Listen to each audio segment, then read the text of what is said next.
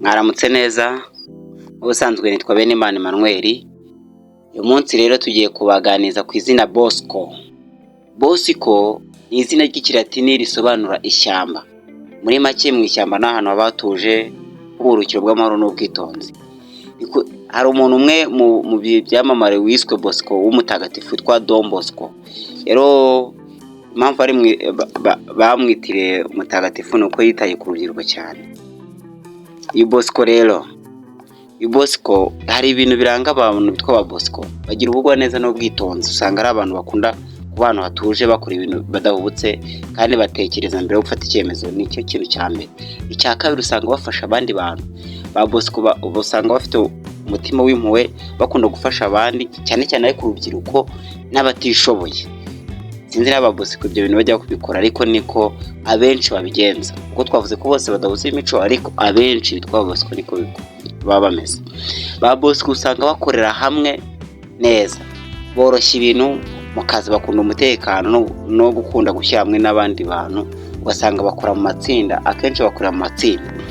Ba Bosco usanga batekereza ibintu bishya, ndetse ugasanga batanga ibisubizo by'igihe kirambye. Ntago n'abantu batekereza neza cyane, bakunda kwigirira icyizere mu buyobozi, urababona cyane, bakunda gukora cyane kandi bihangira n'imirimo.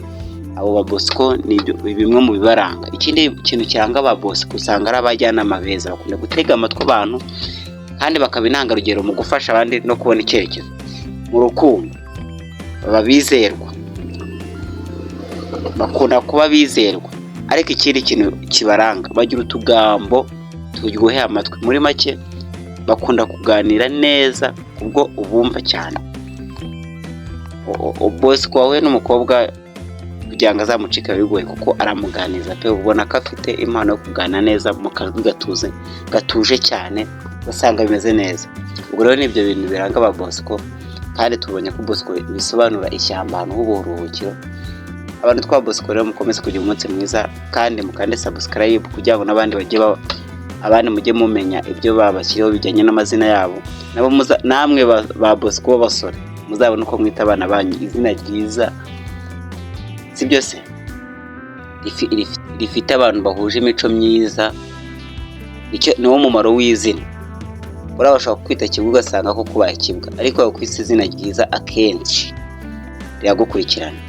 Ukomeze kugira umunsi mwiza.